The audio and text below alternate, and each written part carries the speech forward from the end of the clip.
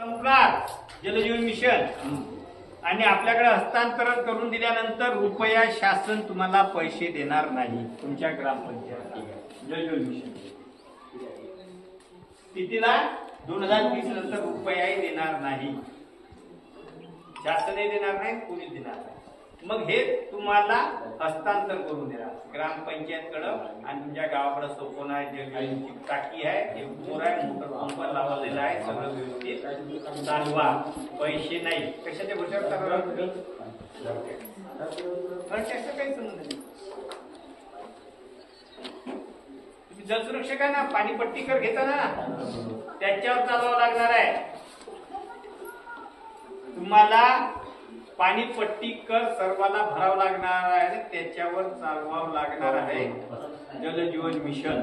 जर भरले नाही तर तुमचे नळ कनेक्शन कट होईल। यांच्याकडे वाल लावायला सांगितले होते, वाल त्यांनी बरोबर व्यवस्थित लावले का नाही हे पाहायचं होतं। जल सुरक्षकाचं ग्रामपंचायतचं काम होतं का या वालाला बंद करायचा, ते काही वाले काही जास्त लावले नाही, फिरोल लावायचे ते लावले नाही, चांगला